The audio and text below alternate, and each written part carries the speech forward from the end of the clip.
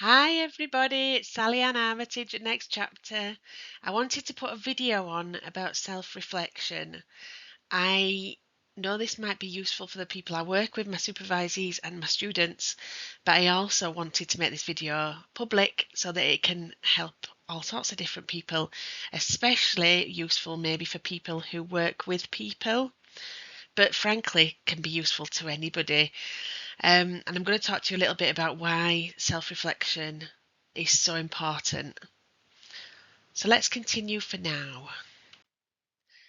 So I wanted to put together some self-reflection prompts for people who work in caring roles, and that can be anything: teaching assistants, teachers, coaches, parents, even like sort of roles where you're supporting customers, anything where you work with people. Self-reflection can form a really, really important part of that type of work. But why? Why can it? Why is it so important? Well, when we arrive to an interaction, we arrive with all of our own values, attitudes, and experiences, and these can influence our ability to support others. So, inadvertently, sometimes unconsciously, people might push our buttons, encroach towards a spot that feels quite vulnerable or that feels quite sore. So I'm going to give you an example because I really want to make this feel as clear as possible. So I remember many years ago, not in my capacity as a therapist, but I was working with somebody who was, I suppose I would describe them as a feminist, really sort of power to women, women's rights and all this. They used to go to a lot of feminism, um, when people get together in there's, what's that word? Rallies and things like that, with the sort of protests. So they're really immersed in that world, and really, that was really a real interest for them. And I remember at one point they said to me, I would probably have gotten much further at work if it weren't for the fact I was a female. And this stayed with me. And I think I reacted fine in the moment, but later on I was quite irked by this, and it quite unsettled me. And I had to sit with it for a while and say, what was it about that person saying that's really knocked me off this, like, my natural equilibrium? And through reflection, I realised that I have my belief system is, if I want something, I have to work hard for it. Nothing's going to get given to me on a plate. I have to work really hard, and if I work hard enough, I'll probably be able to get what I want. So I've got this really strong, it's not just oh yeah, that's kind of how I think. It's like a really fundamental part of how I live my life. So I had this person say to me, I would have probably got further if I wasn't a female.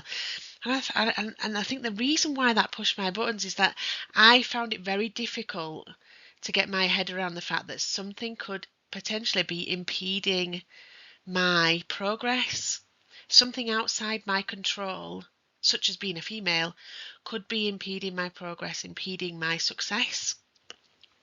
I found that very, very difficult because, as you heard, my value system is that if I work hard enough, I can achieve anything. So to have someone say, well, there might be factors that are out of your control that are going to hold you back, was very unsettling for me. I totally get that now, but that's because I self-reflected. I could have not grabbed onto that and stayed with it, and it could have continued to impact me whenever that comes up in the future, in whatever guise. And it doesn't have to be about, sort of the person who was interested in feminism. It could be anybody who suggests that there is something hampering their progress that they're not in control of. So can you see why it's really important that I'm aware of that, so that I can arrive and be with all types of different people? So actively reflecting on these areas can build your awareness, and in turn it can help you relate to other people. And another point for self-reflection, if you ever lose patience, feel angered or frustrated, or struggle to see another person's point of view, it might be that your own life experiences and values have been encroached upon. So if you ever feel anything like that, if you ever want to withdraw, if you ever feel like you could become angry or you did become angry, sit with it. What happened in that moment? Find out more about yourself. And I always think that's one of my focuses for my life really, is to become more and more and more aware of who Sally is, to become an expert of Sally, and through becoming an expert, to be able to live as authentically and congruently as I possibly can. So, onward bound. So it's just a visual really, but it's a way of showing that when we arrive, oh, there's two of me. Oh, I quite like that. Oh, if there's two of me, I could get so much more done. Sorry about that. I quite like that. Imagine if there was loads. I could do one of those waves that they do at stadiums. Oh no, I couldn't because they're all at the same time. Okay, so to know we are in our client's frame of reference, we need to know what is in ours. So we arrive with all this stuff: history, relationships, value systems, opinions on the world, political beliefs. Everything comes with us, and the person we're supporting or the person we're with or just interacting with arrives with all their stuff too. So in order to know that you are able to support them without getting triggered, enmeshed in your own stuff, you need to know what your own stuff is. And then you're able to shelf that, put that to one side because you know it's yours, because you're aware of it, put that to one side and be able to arrive and support another person. Because it can find its way into all sorts of things, can this? The way, you sort of relate to children, your children, everything can be impacted on how you see the world and your worldview. So I've put together some prompt questions. Now, I guess I should give you a bit of a heads up. I've really tried to put together questions that are going to get a bit of, depth in terms of self-exploration. So with a word of caution, go easy. If you need support, reach out to peers, inner circle friendships, family, tutors, whoever it is that you feel you can be open with. If you need to talk to people about what you've discovered through this self-reflection, then do so. You don't have to be alone. Find someone to speak to support you. So, self-awareness prompt questions. I invite you to answer these questions without giving it a ton of thought, okay? Without sitting there and thinking, what should I say? What would society like me to say? What would dad, mum, brother, sister, teacher, carer, what would all these people want me to say? Try to just get that first impression. It's a little bit, I've done an activity a little bit like this in my empathy lecture, which you can go and have a look at, but I wanted to put a shorter talk together with just self-awareness prompt questions, and I've kind of made these maybe go a little bit deeper for the purpose of this lecture. So my work ethic is an attribute I can't stand is. I believe vanity is. In order to be good enough, I must always. A quality I don't like about myself is when I am judged, I feel my best quality is. So even just reading them questions, I can feel myself filling in some really interesting answers. And It is always, anything like this is always a question of engagement. How much are you allowing yourself to engage with that?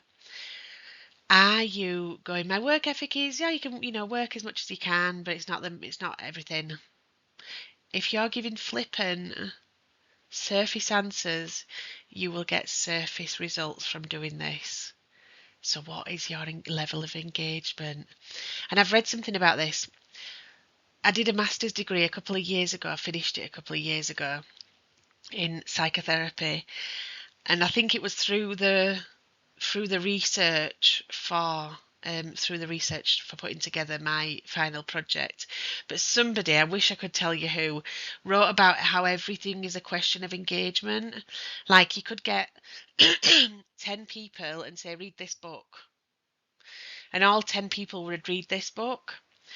And they would all get a completely different experience of that book, because some will sit and really read and really sort of think about what's been said, reread bits that are important, and others will skim read. Oh yeah, I've got the essence of that. Yeah, da da da.